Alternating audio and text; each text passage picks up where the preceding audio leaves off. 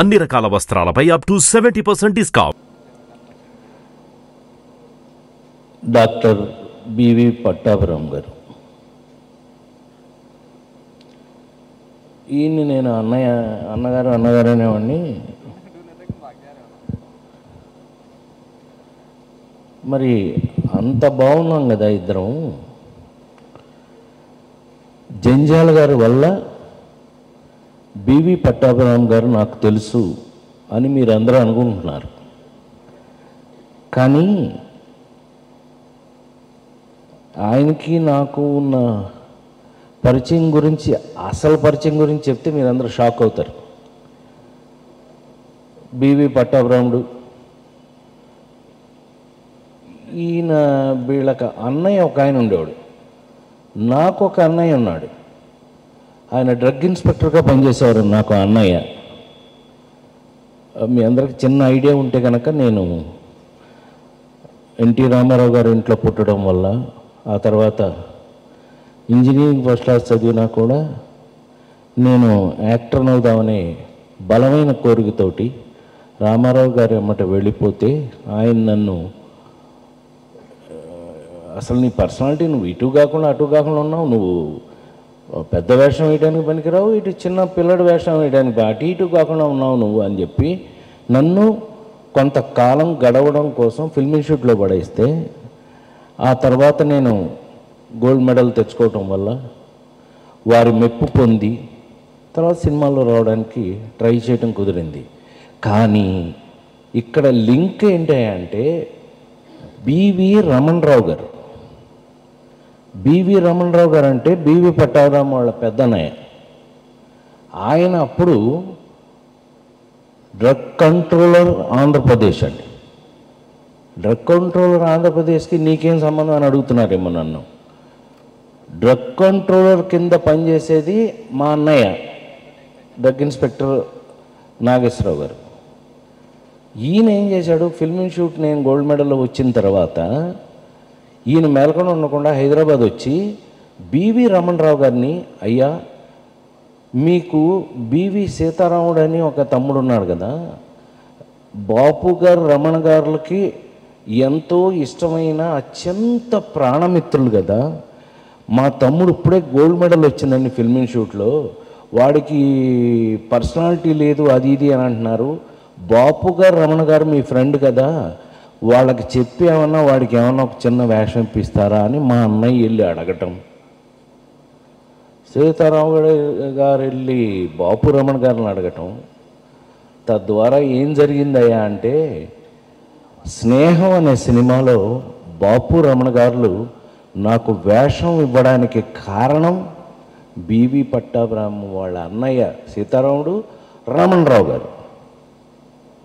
తద్వారా చివరికి నేను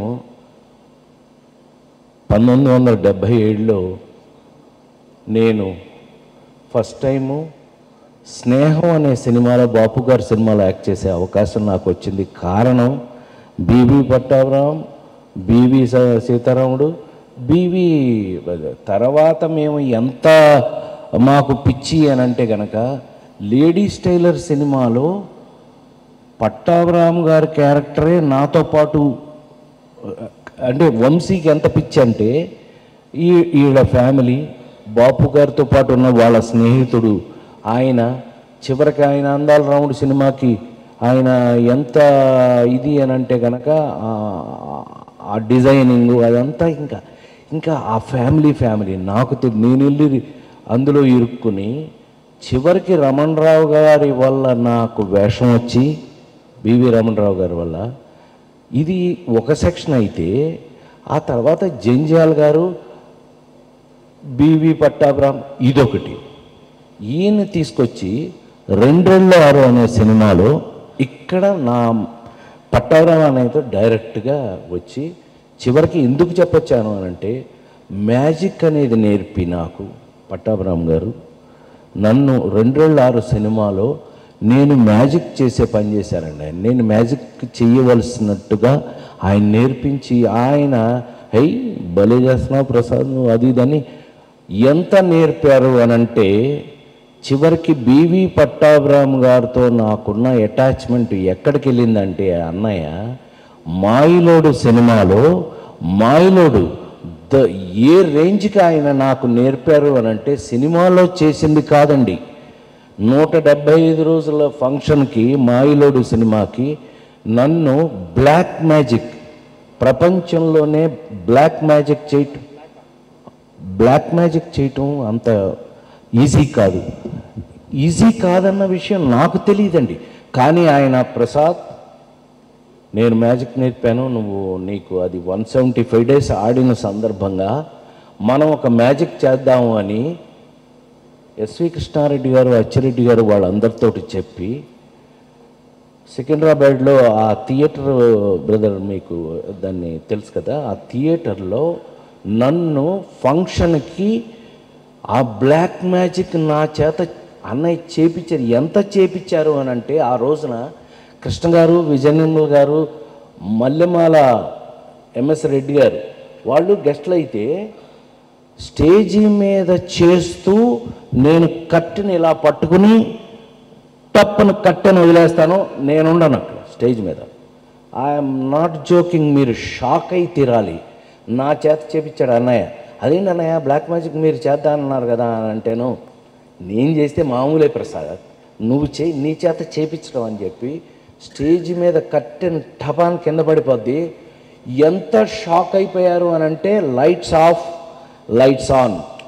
నేను లేనక్కడ, నేను ఆడియన్స్ మధ్యలో నుంచి ఆల్మోస్ట్ సీట్ల మీదే నడుచుకుంటూ వచ్చా. కృష్ణ గారు ఫస్ట్ టైం, హీరో కృష్ణ గారు అన్నయ్య, ఆయన ఫస్ట్ టైం రామరాజ్యంలో భీమరాజు ఆయనతో యాక్ట్ చేస్తే 14 సినిమాలు ఇప్పించారు నెక్స్ట్ నాకు కృష్ణ గారు. అంత ప్రేమ నా మీద. ఏడి ప్రసాద్, ఏడి ప్రసాద్ అరుస్తుంటే అన్నయ్య అని నేను జనాల మధ్యలోంచి, ఆడియన్స్ మధ్యలోంచి నేను ఊపుతూ ఈ మొత్తం కండక్ట్ చేస్తున్నాడు పట్టాభిరామ అమ్మయ్య స్టేజ్ మీద నుంచి.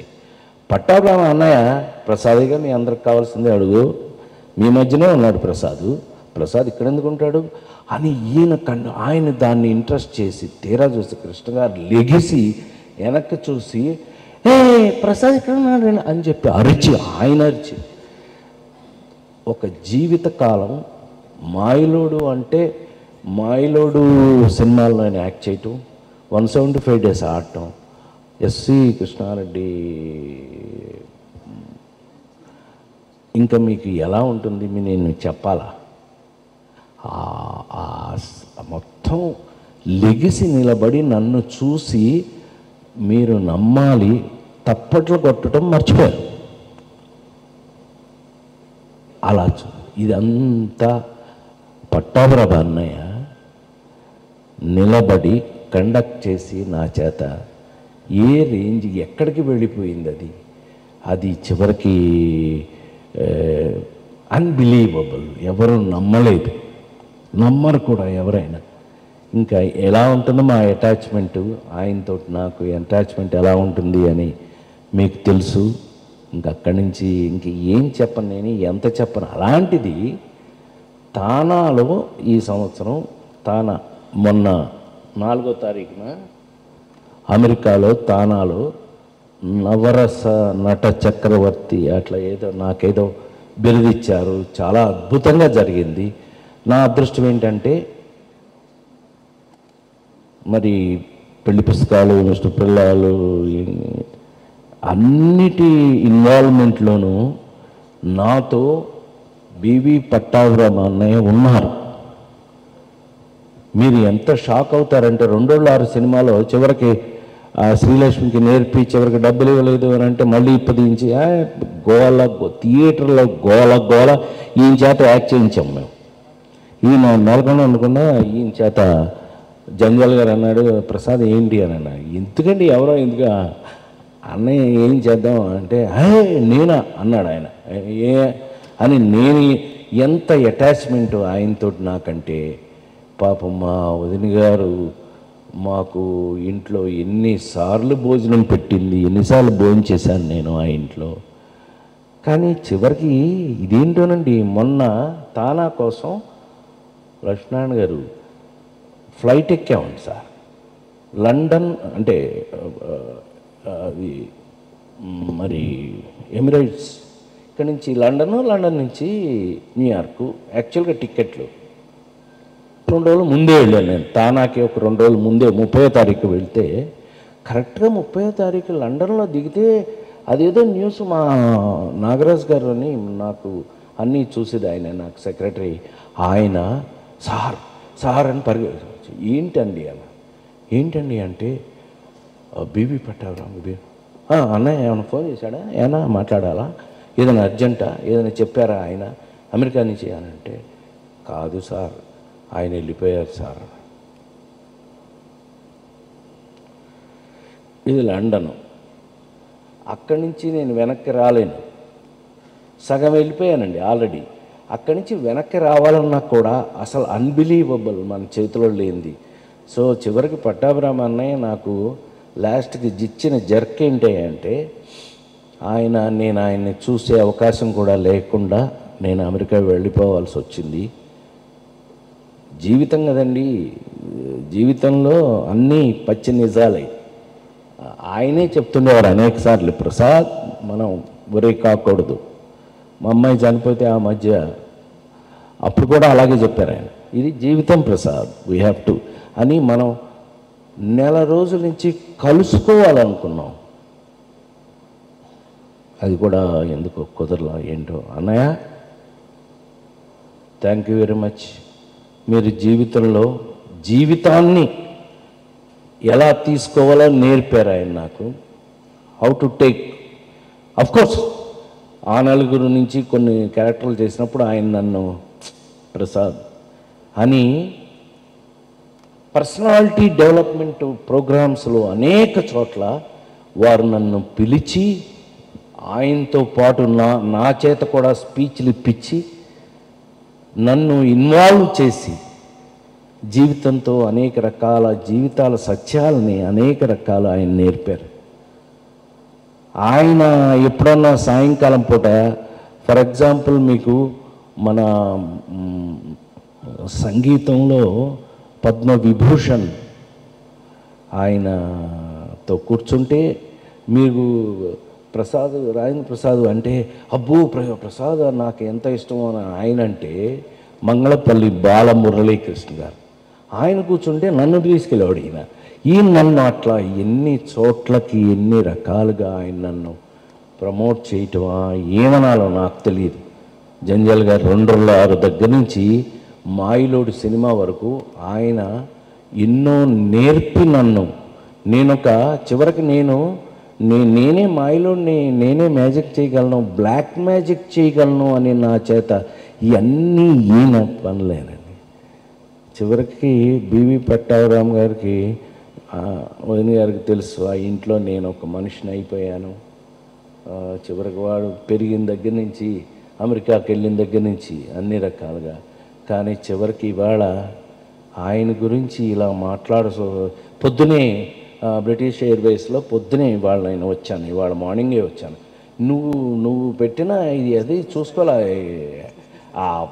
పొద్దునే దిగాను, ఫ్లైట్లో దిగి ఇంటికి వచ్చిన తర్వాత స్నానం ఫ్రెష్ అయ్యి సడన్గా నువ్వు పెట్టావు కదా అని అది ఏదో చూస్తే అది ఇవాళ ఊరి నాయన అనుకుని గవ్వ స్నానం బయలుదేరి చివరికి ఇలా మాట్లాడవలసి వస్తుందని నేను నిజంగా పొరపాటును కూడా అనుకోలేదు.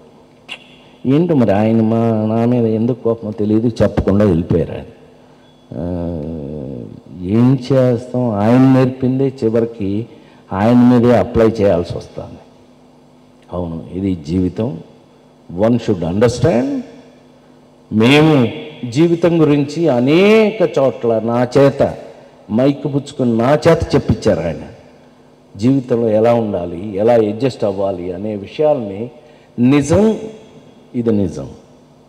చివరికి అన్నయ్య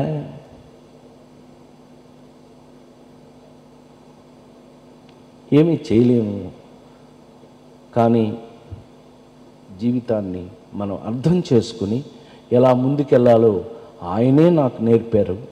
ఆయన దగ్గర నేర్చుకున్న నిజాన్ని ఈ రోజున మీ అందరూ ఆయనకి, మా వంశీరామరాజు గారికి మా లక్ష్మీనారాయణ గారికి అందరికీ తెలుసు నేను ఎంత క్లోజ్ ఆయనకి, నేను ఆయనతో ఎలా ఉన్నాం మేము ఎన్ని సంవత్సరాల నుంచి ఎన్ని ఫంక్షన్స్లో ఎన్ని రకాలుగా ఫేస్ చేసి ఎలా.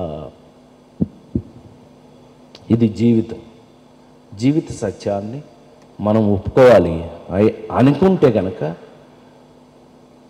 బివి పట్టాభిరామ్ గారి అన్నయ్యకి అత్యంత ప్రీతిపాత్రుడైన నేను చివరికి నేను మీ అందరికీ చెప్పగలిగింది ఒక్కటే, ఆయన పర్సనాలిటీ డెవలప్మెంట్లో కాదు కదా, మ్యాజిక్లో కాదు కదా, నిజ జీవితంలో ఆయన ఎన్ని రకాలుగా.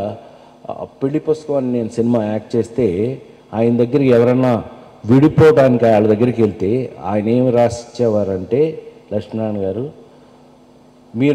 మీ ఇద్దరు కలిసి పెళ్లి పుస్తకం సినిమాని ఒక 3 రోజులు కలిసి చూసి మళ్ళీ నా దగ్గరికి రండి, ఏమదినా అంతే కదా, మళ్ళీ రండి నా దగ్గరికి, నేను మీ ఇద్దరికి ఎలా మీ ఇద్దరు విడిపోవాలో నేను చెప్తాను అని పంపించేవారట. ఇది ఫంక్షన్లోనే చెప్పేవారు ఆయన. చేసి చివరికి ఈ ప్రసాద్ వల్ల ఈ పెళ్లి పుస్తకం వల్ల నాకు ఎంతో కోల్పోయాను అది ఇది అని ప్రేమగా చెప్పేవారు. ఏంటో ఆయన గురించి ఇట్లా నేను పట్టాభిరామ్ అన్నయ్య గురించి నేను 1-2 గంటల పాటు మాట్లాడగలను, కానీ అన్నయ్య లేరు అనేది ఆ పచ్చి నిజాన్ని మనం ఈ రోజున ఒప్పుకోవలసి వస్తుంది. నిజంగానే ఆయన నేను చూడలేకపోయాననే బాధ అమెరికాలో ఆ రోజంతా ఏడిచాను. వదిన గారు అమెరికాలో అక్కడ నేను అక్కడి నుంచి ఎంత దూరం వెళ్ళిపోయాను, నేను గబుక్కుని రాలేను, వచ్చే పరిస్థితి కాదు అనే పచ్చి నిజాన్ని నేను ఒప్పుకొని జరిగినది. అన్నయ్య మొత్తం మీద అన్నయ్య అంత సడన్గా ఆయన అలా వెళ్ళిపోతారని నేను అనుకున్నా. ఇంకో 10 ఏళ్ళ పాటు ఇంకా ఆయన అందరికీ పర్సనాలిటీ డెవలప్మెంట్ నేర్పుతారని అనుకున్నాను. కొన్ని నిజాల్ని మనం అర్థం చేసుకుని డైజెస్ట్ చేసుకుని జీవితంలో ముందుకు వెళ్ళాలి.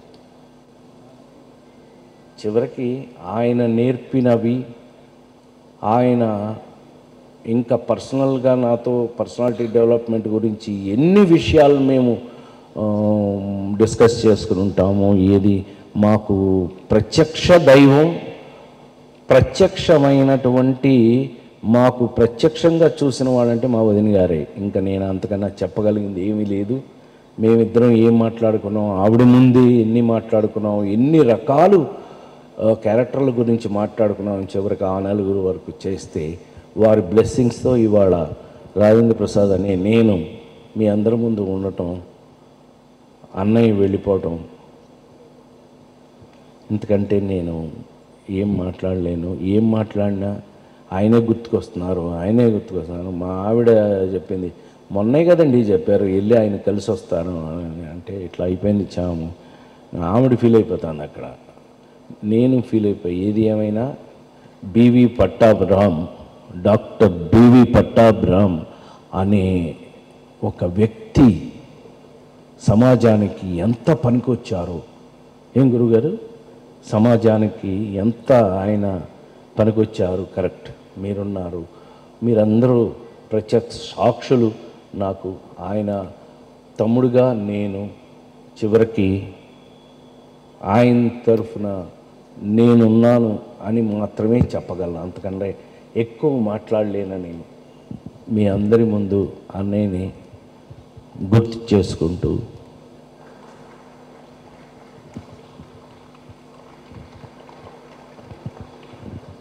ఇది జీవితంలో మనం ఎక్కడ ఆగిపోలేం. కాబట్టి ఆయన అన్నయ్యని గుండెల నిండుగా నేను పెట్టుకుని బివి పట్టాభిరామ్కి నేను ఒక తమ్ముణ్ణి, ఒక అత్యంత ఆయన ప్రేమించిన ఒక తమ్ముణ్ణి అని మరొకసారి మీ అందరికీ గుర్తు చేస్తూ వారి పాదాభివందనాలు చేస్తూ వారికి సెలవు తీసుకుంటాను. నమస్కారం. అన్నయ్య సర్లే. చాలా థ్యాంక్స్ అండి నన్ను పిలిచినందుకు. థ్యాంక్ యూ రాజేంద్ర ప్రసాద్ గారు అన్నయ్య గారు. ఇంతకుముందు చెప్పినట్టుగా ఒక్కొక్కరితో ఉన్న అనుబంధం, ఆత్మీయత 1 నిమిషంలో 2 నిమిషాల్లో చెప్పలేనివి. గంటల తరబడి మాట్లాడినా కూడా ఎన్నో జ్ఞాపకాలు, ఎన్నో స్మృతులు. థ్యాంక్ యూ రాజేంద్ర ప్రసాద్ గారు.